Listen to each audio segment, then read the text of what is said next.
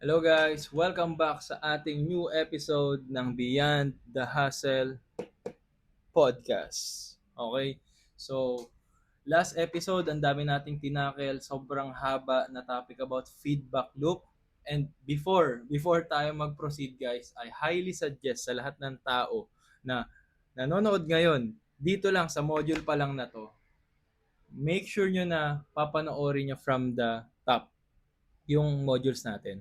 Kasi guys, dinisenyo ko yung Beyond the Hustle podcast modules in a way na magkaka-connect. So, kapag pinanood nyo tong module natin ngayon na to about habits, tapos di nyo pa napapanood yung iba, most likely malilito kayo and magigets nyo naman kaso sayang yung learning experience. So, I highly suggest sa lahat ng mga nanonood ngayon, bago nyo panoorin or i-consume yung new content natin, make sure na naiintindihan nyo muna yung buong topic before sa new content para mas magets nyo kung paano siya i-connect. Kasi guys, ang purpose nito is dahan-dahan natin siya i-explain sa inyo nang hindi kayo na-overwhelm. Okay? And as much as possible, detailed ko siya in-explain sa inyo para hindi kayo malito. So, sa mga nanonood ngayon, huwag kayong magmadali mag-consume ng knowledge. Okay? So, dahan-dahan natin siyang ini-explain at dahan-dahan yung process natin. Ang gusto ko sa inyo is bago pa lang mag-upload is nagigets nyo na yung mga topics para kapag nag-podcast proper na tayo, nagigets nyo na yung full context. Kasi guys, lahat ng mga topics na dinidiscuss natin ngayon is just basically foundation and fundamentals. Ito yung pinaka bagay sa utak natin na kapag minaster nyo guys, hindi kayo malilito. Okay? And lahat ng in-explain ko sa inyo, science-based and based on my experience at saka countless of research, tsaka personal development experience ko. So, take time na mag-consume. Kapag hindi nyo pa nagigets, mag-comment kayo if may questions kayo or kaya naman balikan nyo yung module kasi make sure ko every content na i-consume nyo is specifically naka-design para magets nyo lahat. Para mawala yung tanong nyo. Okay? So, yun yung trabaho ko dito and make sure ko before mag-release ako ng content, ginagawa ko yun. Okay? So, yun lang guys. Just a reminder. Second naman guys is yung mga contents natin kung papansinin nyo sobrang haba. And may reason kung bakit. Kasi yung mga topic na yon sobrang comprehensive niya. Hindi ko kasi ma-explain sa inyo ng 15 or 10 minutes ang isang bagay kasi as much as possible gusto ko science-based lahat, hindi kayo malilito. And isa pa sa part ng teaching style ko is ina-explain ko siya ng simple. So, nag-iisip ako ano ba yung mga real world basic concept na paano siya mare-relate para ma-cater siya sa lahat ng mga tao na nanonood. Kasi gusto ko lahat ng mga tao na Pilipino na manonood ng modules natin is magigets yung topic. Okay? So, take your time, enjoy the process, and if may questions kayo, just comment down below. Okay? So, huwag natin patagalin. Episode 7 tayo and ang topic natin for today is habits. Okay? Sigurado ako marami ng tao na nakakarinig or nakapanood or nakabasa about sa topics na or sa habits na topic. And hindi na ako masusurprise na may mga taong marunong or alam tong habits. But, tandaan nyo to.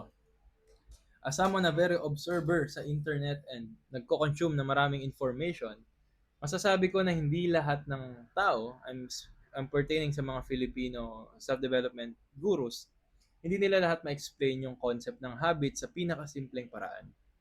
Okay?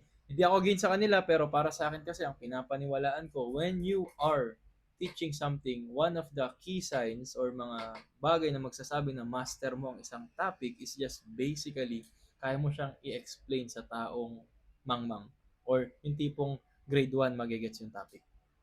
So, yun yung pinapractice ko and yun yung bagay na gusto kong makilala ako and I'm still practicing it every day. Okay? So, sobrang interesting nitong maging topic natin kasi itong topic na to, familiar na kayo, kailangan nyo lang siguro ng konting clarity, kailangan nyo lang ng konting, ano, siguro konting details at saka comprehensive discussion about habits. And yun yung magiging core topic natin for today. Now, umpisahan natin, okay?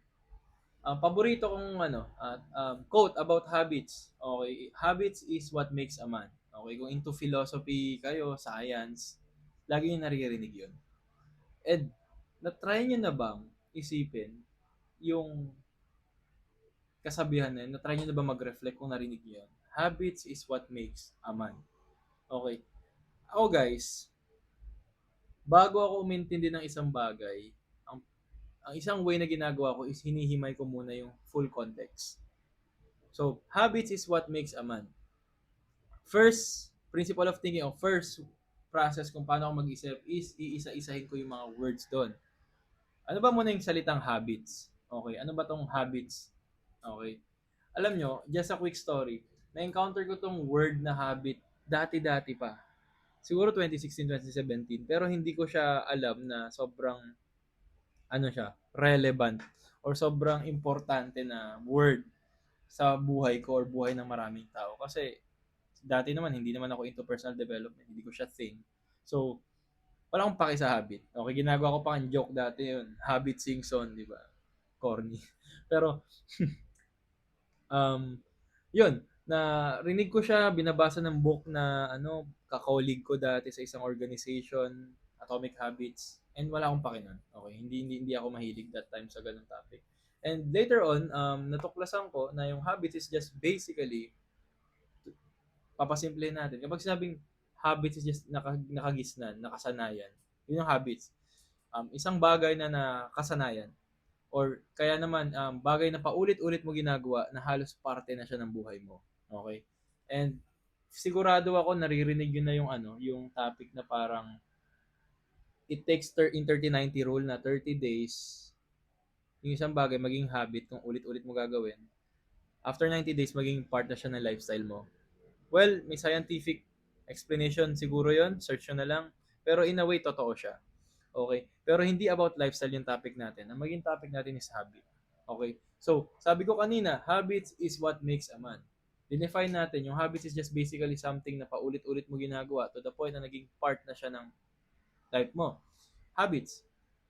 Man, tao. Okay. Habits is what makes a man. Ibig sabihin, yung mga bagay na ginagawa mo pa ulit-ulit sa buhay mo ay magiging pagkatao mo yun. Para sa akin, kapag hinimay natin ng ganun yung topic, totoo yun. And marami magtatanong ngayon dito habang nanonood, Kuya JC, paano mo nasabi? Papasimplihin natin. Kapag sinabing habits is what makes a man, it's just basically, tayo isipin, kapag ang isang tao nagyoyosi everyday, araw-araw niya gagawin for straight 1 year, ang tawag doon ay smoker or yosi boy. Pag naman yung tao na nag-basketball everyday for 5 years straight, basketball player or athlete. Kapag naman may tao na mahilig magbasa ng libro pa ulit-ulit everyday for 5 years, ang tawag sa kanya ay reader. So, kung yun yung habits nila or yung actions nila na pa ulit-ulit, yun yung magiging identity nila. And kung iisipin nyo sa last modules natin, di ba naging topic is belief, tapos identity, tas reality. Kaya ako siningit yung topic na habits na to. Kasi isa siya sa pinaka-importanting elemento or konsepto na kailangan yung makuha ng maigi para mas maging malakas yung mindset nyo sa personal development journey nyo. So, habits. Now, kung papansinin nyo guys, dalawa lang yung magiging subtopics natin is just habit loop, winner versus loser habit. Okay. Kasi, yung magiging main topic natin dito is just centered around sa book ni James Clear na Atomic Habits. Ngayon, marami magtatanong, Boy JC, bakit Atomic Habits ni James Clear yung kinuha mo? Bakit meron? Alam niyo guys, sa lahat ng books na nabasa ko about habits, sobrang dami ko nabasa. Yung kay James Clear kasi halos nandun lahat. So parang basis ng maraming book yung kay James Clear. Or kaya naman sinynthesize niya or lahat ng mga habit na topic na sa books, kinuha niya lahat yun tapos pinasimplify niya. So napaka-timeless ng niya, ng information doon. And also kasi sobrang science based or scientific based ng topic na Atomic Habits ni James Clear. Hindi ko ina-endorse yung book, pero kung gusto nyo basahin, might as well, check nyo sa baba, ilalagay ko yung link, pwede nyo bumili, just 100 to less than 200 or 100 pesos lang. Pwede nyo bumili. Pero kung ayaw nyo or wala kayong budget, panoorin nyo na lang itong module paulit-ulit kasi ito lang yung pinaka summary ng magiging ng topic ng book na yun. Ito lang yung kumbaga, ito yung meat or yung pinaka patty sa hamburger. Ito yon, papasimplihin ko lang. So, parang in a way, naka-cheat code na kayo kung babasahin yung libro. Okay, so kung gusto niyo bumili ng book, check nyo sa baba. Kung ayaw nyo, it's fine, manood na lang kayo. Okay. So, now, na-define na natin yung habit is just action, course of action, positive man yan or negative na habit by context na paulit-ulit mo ginagawa, magiging ikaw yan. That's called habits. So, kunwari ako, paulit-ulit ako nag-upload ng content sa TikTok for 6 months straight, 4 na content per day. So, malilabel ko sarili ko as content creator. Yung doing, napiyo ako doon, sorry, yung doing part, yun yung habit. Okay? Action. Yung identity is yung habit. Okay? Doing, yun yung habit. Okay? Paulit-ulit mo ginagawa. Lahat ng bagay na paulit-ulit mo ginagawa, okay, yun yung identity mo. Laging tatandaan yan. Now, ang tanong, okay Kuya JC, gets ko na yung definition ng habits, and-explain mo na. Ang tanong, paano ba na-form ang habit? Okay. Sobrang gandang topic nito, sobrang passionate ko dito. So, papasimplihin ko sa inyo and i-explain ko sa inyo ng detalyado at simple lang. Kapag sinabing habit, guys, or yung formation ng habit, according sa book ni James Clear, 4 lang na process yan. Cue, cravings, response, reward. Iikot lang yan. Cue, cravings, response, reward. Okay. So, Kuya JC, anong meron dyan sa cue, cravings, response, reward? Okay, ganito lang yan. Diba ang topic natin, sabi ko sa inyo, ang habits ay bagay or action na paulit-ulit mo ginagawa every day. Okay. Kung into science kayo, kung alam niyo yung law of inertia, di ba? Law of motion, inertia ni Newton. Di ba ang sabi doon, kapag papasimplihin natin, ito ang inertia. Ang isang bagay, nakaganyan lang yan, forever, hanggat walang external force na magpapagalaw dyan. That's called inertia. Mas papasimplihin natin. Ang bagay na naka-static or hindi nagalaw, hindi gagalaw hanggat walang bagay na magpapagalaw. So, yun lang yun. Inertia. I-relate ko ngayon siya dito sa topic ng habit.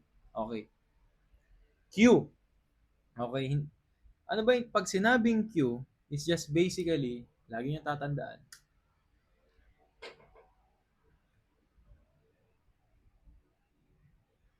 okay, nasusulat niyo yan, signal. Cue. Okay, kapag sinabing cue, signal. Okay. Or, pwede nating ilagay na stimulus. Okay, stimulus, stimuli. Kuya JC, ano yun? Ang lalim. Okay. Kapag sinabing cue, signal or stimuli, di ba pag nagkakarera tayo, may flagman, di ba may flag, may nagkakaganon. Kapag gumanon, yun yung cue na mag-i-start kayo. Ganon yung signal or yung cue. So, ibig sabihin, yung cue is just basically yung senyales. Okay? Senyales. Yun lang yun, wala na iba. Kapag sinabing cravings,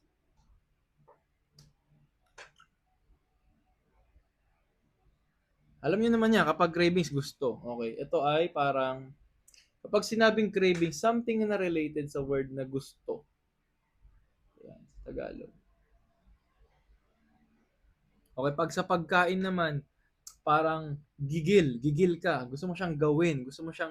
Gusto. Yun yung cravings na tinatawag. Gusto. Okay. Kapag sinabing response naman, is basically reaction. Dali makita. Reaction. Yan. Sorry, sana nababasa nyo. Reaction, response, feedback na tinatawag. Ano ba yung reaction nyo? Ano ba yung response nyo? Tapos, reward is just basically, ano ba yung mapapala nyo? Ano yung makukuha nyo? Ano yung benefit? Okay. Guys, ganyan na perform ang habit. Okay? I-explain natin na mas malalim. Lahat ng bagay, lahat ng aksyon, lagi nyo iisipin, merong cue. Merong cue. Lahat ng bagay. Lahat ng bagay may signal na gagawin mo bago mo gawin. Okay? Example, kapag naiihi ka, anong next mo na gagawin? Iihi ka. Most likely, pupunta ka sa CR. O kaya nun, kapag naiihi ka, tatakbo ka sa CR. Okay? So, yung cue is just basically stimulus. Ano yung bagay na yon na mag-signal sa'yo para hanapin or i-crave or yung gusto mong gawin na next? Basic example. Kunyari, pagpasok sa school, explain ko sa inyo. Kapag nag-alarm clock, yun na yung cue mo. Nag-alarm na yung cellphone mo, yun na yung cue mo. Babangon ka na. Okay. So, kapag narinig mo yung cue, nag-alarm clock, ang most likely na mangyayari sa'yo is babangon ka. Pero bago mangyari yun, meron kang cravings muna. 'Di ba? Kring kring kring kring kring, 'di ba? Nag-on yung ano mo, yung alarm clock mo. So, yun yung cue. May option ka kung babangon ka o hindi. And kung yung utak mo, kapag yung cravings niya is gusto niya na bumangon, yun na ang magiging response. Okay? Pag-response. Kapag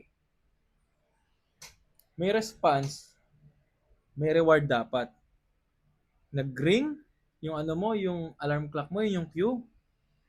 Tapos yung cravings mo gigising, pam. Response mo gumising, tumayo ka, pam. Action. Yung reward, guys, is just basically yung pagpatay mo ng alarm clock kasi maingay masyado. Yun pa lang, guys, isa na siyang example ng tinatawag na habit loop. Alarm, gising, yun yung alarm, may option ka kung gigising ka o hindi, pero gumising ka. Yung response mo, gumising ka, tumayo ka, boom. Yung reward mo, papatayin mo yung alarm clock. Isa na siyang habit loop, guys. Kapag everyday mo ginagawa yon, magiging habit mo yan. Ganun lang siya kasimple. Ganun nagfo-form yung habit. Now, ito ang ano guys, ang tricky part. Naalala niyo yung subconscious tsaka conscious na topic natin last time? Connected siya dito. Kapag may habit ka, sa umpisa, pag magfo-form ka ng habit, usually, nangyayari siya conscious muna. Kumbaga aware ka muna mangyayari. Okay, kunyari gusto mo mag-gym. Okay. Usually, kapag nag-start ka mag-gym, ang una mong gagawin, kunwari, magsusuot ka ng damit na pan-gym. Okay. Tapos pupunta ka sa gym, magbubuhat ka, tapos kakain ka ng masarap. Okay. Yun guys, yun na yung first na loop na ginawa mo para mag-gym ka at yun na naging habit loop mo. Yung cue mo, kapag nagbihis ka na ng pang-gym, nakapang-gym outfit ka or attire, ang magiging cravings mo pupunta ka ng gym o gusto mo mag-gym. Ang magiging response mo is pupunta ka sa gym para magbuhat. Tapos, after ng gym mo, kakain ka ng masarap. Kapag everyday mo ginawa yun, guys, nag-form ka na ng habit at tawag doon ay habit loop. Sa umpisa, consciously mo siya gagawin. But through time, magiging robot ka na, subconscious na siya, na magiging wiring mo, na magiging habit mo na siya. For 30 days, kung ayun yung sinabi ng science. Pero, ganun siya. Kapag paulit-ulit mo ginagawa, hanggang maging normal na siya sa'yo. To the point, na hindi mo na siya iniisip. That's subconscious na habit. Now, lagi nyo tatandaan to. Sa umpisa, nagte-take ng malaking energy ang pagfo-form ng habit. Kasi conscious mo siya ginagawa. Lahat ng bagay na aware ka is nagte-take ng malaking energy sa utak mo yan. Okay, nakakapagod yan. So, dahan-dahan niya kukuha energy. Pero kapag paulit-ulit mo ginagawa yung habit na yan, dahan-dahan, yung action na yan, dahan-dahan na magte-take ng less energy yan. Bigyan ko example. Yung nag-start ako dati mag-drive ng motor, Diba? Na-try nyo or mag-drive ng sasakyan. Nakakapagod mag-drive sa umpisa, natatakot ka. Pero dahan-dahan, habang tumatagal yung utak natin, nasasanay, nagiging part na siya ng sistema natin, naging habit na natin yung pagdadrive, ang nangyayari, sobrang relax na. Wala na, kahit hindi ka na masyadong pagod. Minsan nga, kahit lasing ka, alam mo pa mag-drive or kahit ano, kahit pagod ka na nakapag-drive ka.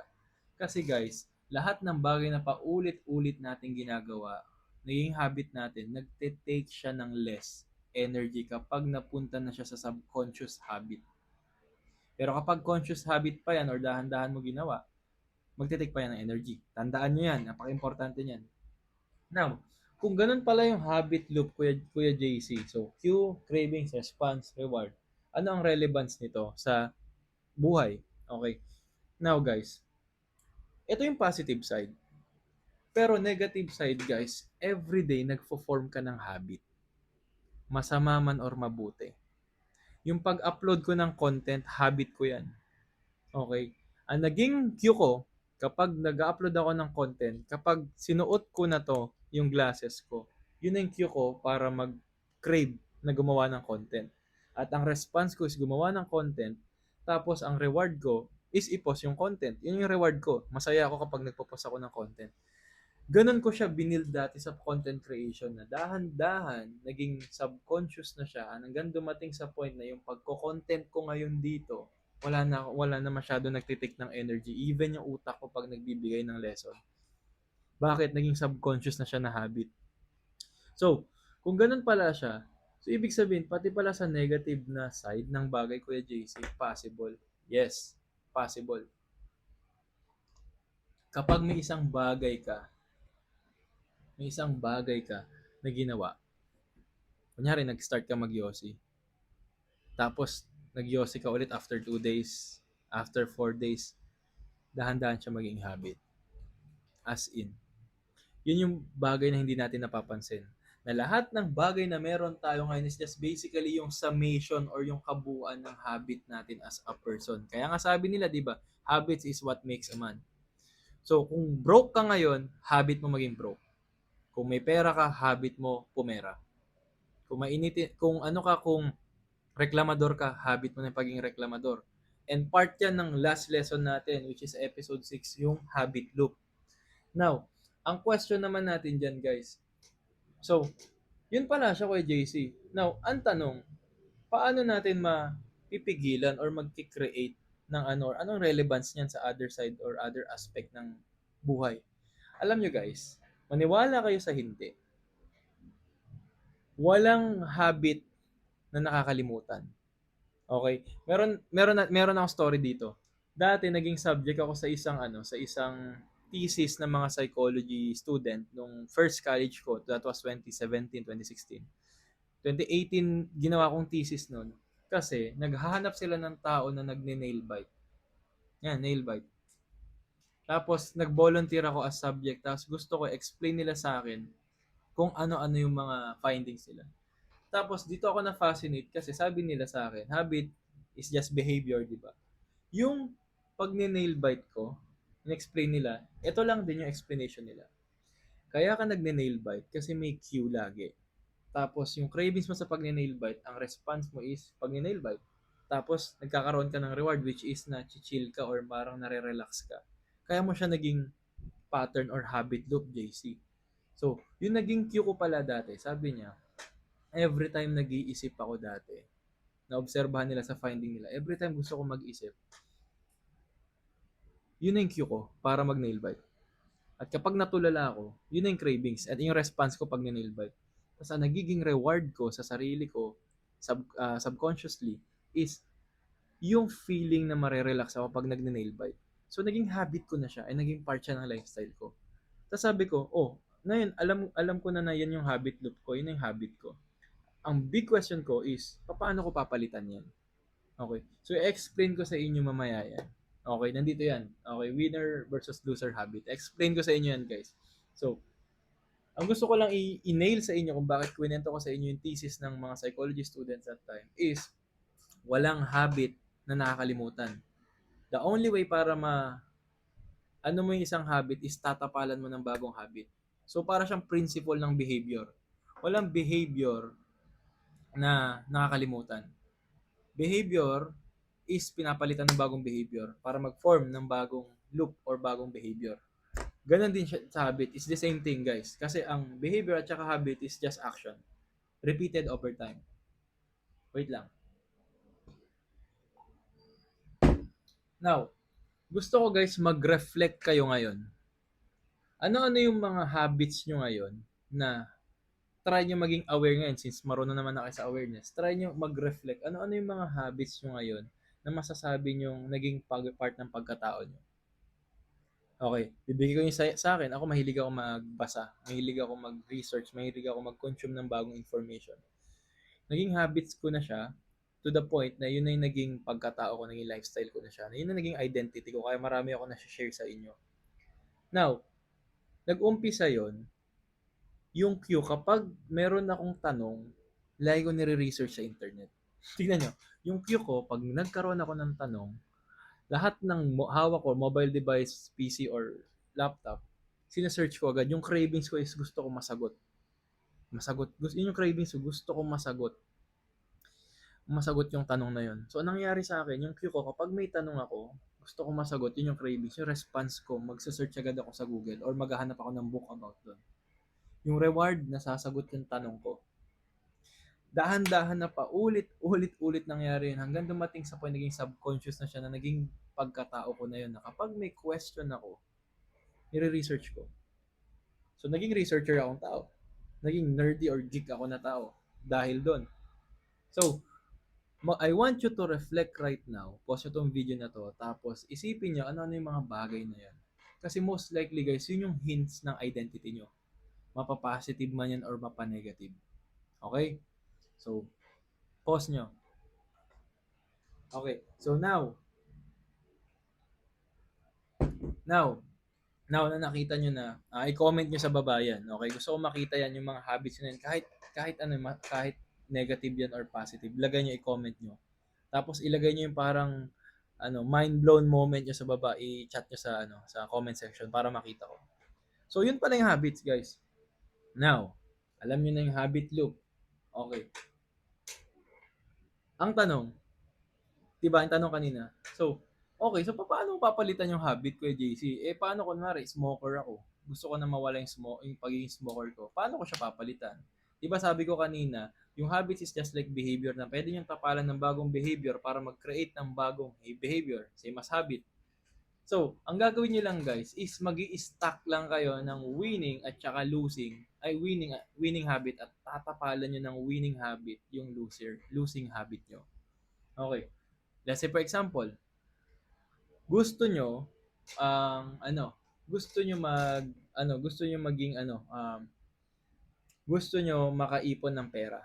Kung gastador kayo, ang goal nyo lang talaga is basically mag-create ng saving habit versus sa paggastos. Kasi paggastos or gastosero ka, most likely nasa loser habits yun. Okay.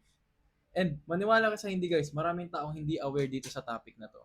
Bakit? Hindi kasi nila alam. And at the first place, hindi nila alam kasi hindi sila aware. Kasi hindi nila napapanood at hindi nila alam yung konsepto ng awareness. Okay? And, ang tanong, okay, Kuya JC, paano mo ba matatapalan ng bagong winning habits yung old losing habits mo? And dito lang yan magbe-base. Okay? Una is environment at saka friction tatanggalin nyo. Environment. Ito guys, ang funny thing about environment at kung paano siya nakaka-affect sa default habits natin. Funny story.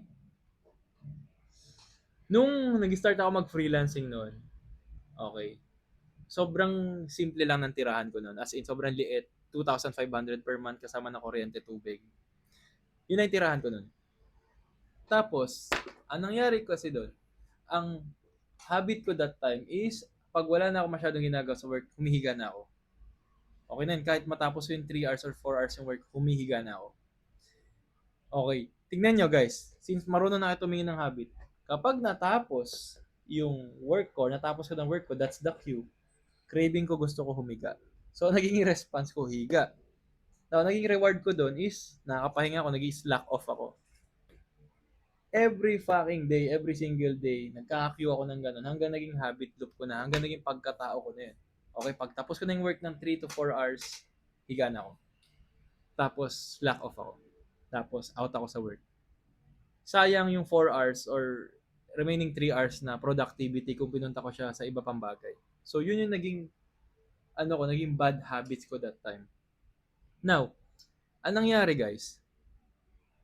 Since nasa same na lugar ako, same shit, same na setup, ganun pa rin.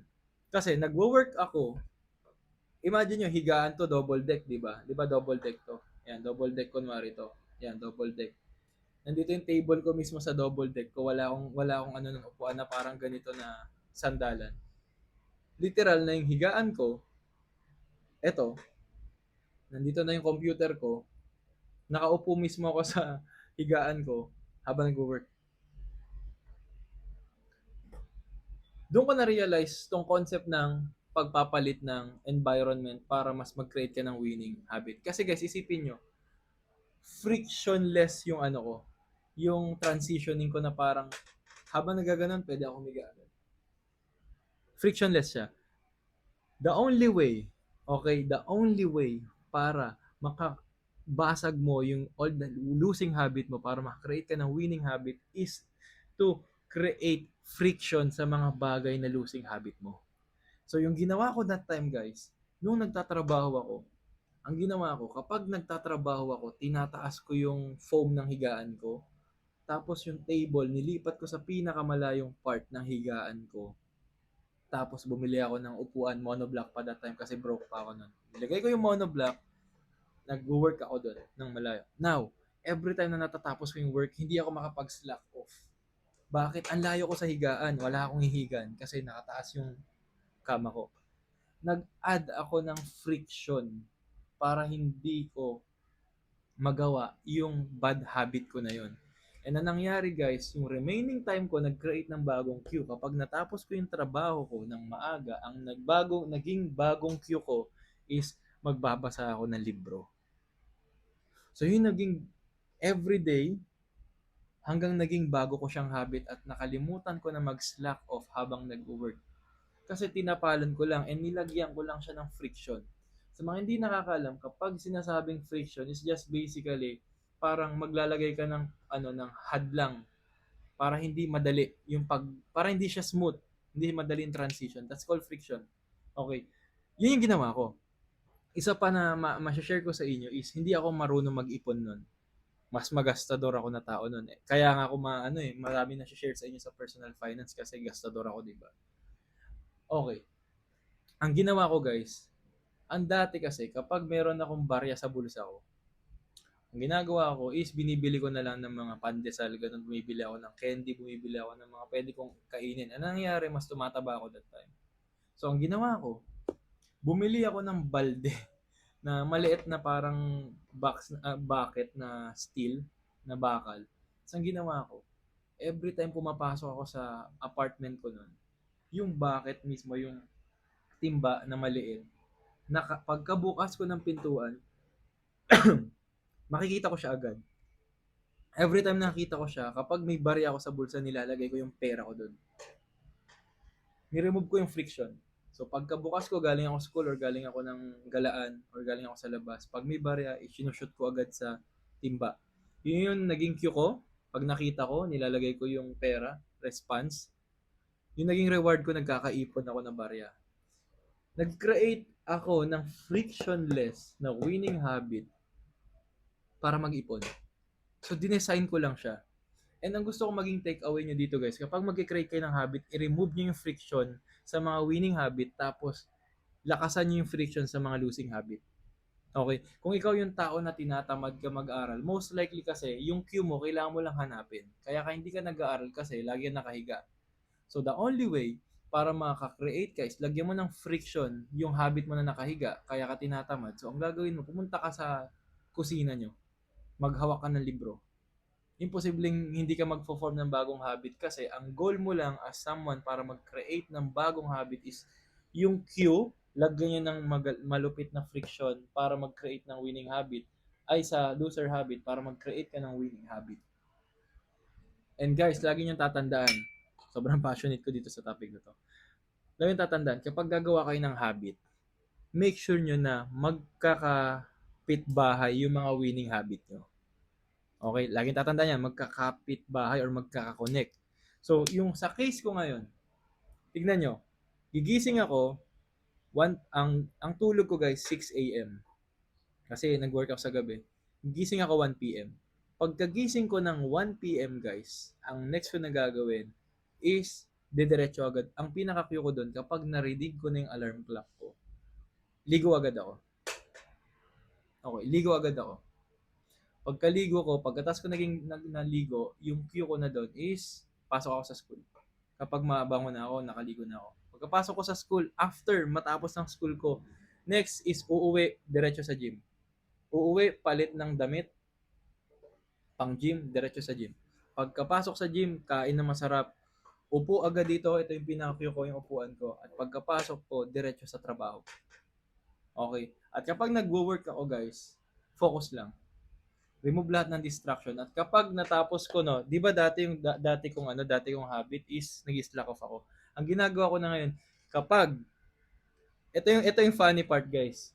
Kaya ako nag-content kasi gusto ko lang mag-build ng bagong habit. Kasi instead na nagbabasa ako ng book dati na sobrang dami ko ng alam sa mundo, sabi ko, yung pagbabasa ko kapag natatapos ko yung work ko, magko-content na lang ako. Tapos share ko yung mga natututunan ko. Hanggang naging part na siya ng identity ko, kaya ako nagko-content. Now, in a way, dinisenyo ko lang lahat naman ng meron sa akin. Yun lang yun, nakadesign lang lahat ng ginawa ko sa buhay ko, guys. And nag-stack ng mga winning habit ko at tinapalan ko yung mga losing habit ko. And to that thing sa point ng life ko ngayon na mas tinitignan ko ngayon kung ano yung mga losing habit ko para mawala. And at the moment, dahan-dahan ko siya pinapalitan. And to be honest guys, yung 24 hours ko, nakaprogram yan based sa habits ko. Alam na mga kaibigan ko yan, okay? Alam nila yan. 8 hours work, 8 hours tulog, 7 hours tulog, the rest nasa school ako. Yun lang yun. Nagko-content pa ako on the side. Doon lang umikot buhay ko, yun yung habit ko at yun lang din ang aking lifestyle. Now, kapag naka-build ka ng strong habit, hindi mo na kailangan na maging disiplinado kasi part na siya ng sistema mo. That's the time magiging parang robot ka na. And nakagandahan nun kapag meron ka ng sistema, predictable lahat ng bagay. Kasi kunyari ako, may saving habit ako. Kapag gusto ko makaipon kunyari ng 10,000, and kunyari ang habit ko is nakakasave ako ng 1,000 per month, so magwe-wait lang ako ng 10 months. Hindi na kakabahan kasi alam ko after 10 months, yung habit ko magpo-produce ng ganun. Yun ang sinasabi ko sa inyo sa una pa lang na habits is what makes a man. Ang reality talaga guys is kung gusto mo maging financially free or maging successful or maging magaling sa isang bagay, kailangan mo lang mag-create ng frictionless na winning habit para i-cater yon and yung losing habit mo, lagyan mo ng friction. Kung athlete ka man, let's say sa mga student na nanonood ngayon, kung estudyante ka ngayon, lahat ng bagay na makaka-apekto sa schooling mo para hindi ka maging top sa klase, gumawa ka ng friction sa losing habit mo. O instead na mag-TikTok ka bago magbasa, itago mo yung tago mo yung iPad mo or yung cellphone mo muna sa sa cabinet mo ng damit, tapos mag-aral ka. Tapos mag-focus ka lang. Now, ang reward mo is kapag natapos mo yung bagay na yun, pwede ka na mag-social media. Lahat ng mga bagay na sumisira sa inyo guys, pwede nyo siyang gawing reward para ang gagawin nyo muna is paghirapan nyo muna isang bagay. So, kunyari, addict ka talaga mag window shop sa TikTok shop. So, ang gawin nyo, why not gawin yung reward yon para gumawa kayo muna ng winning habit para dun.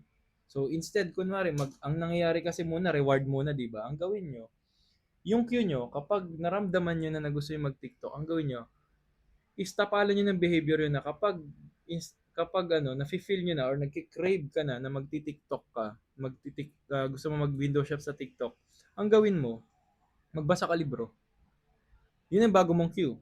Now, yung response mo, magbabasa ka libro, pagkatapos mo magbasa ng libro or lesson sa klase, gawin mong reward yung cravings mo, which is pag window shop sa TikTok. Paulit-ulit mo gawin yun. In a way, guys, Yung negative habit yung naging positive kasi yung cravings nyo, ginawa nyo siyang reward ng tama para sa mas magandang response at naging habit loop yun. So imagine nyo, kahit nag-window shop ka sa TikTok, hindi ka magigilty kasi before that, nagbasa ka libro at nagbasa ka ng lesson. Imposibleng hindi ka magiging top of class kung ganun mo siya dinedesign. That's one. And also guys, be aware of your environment.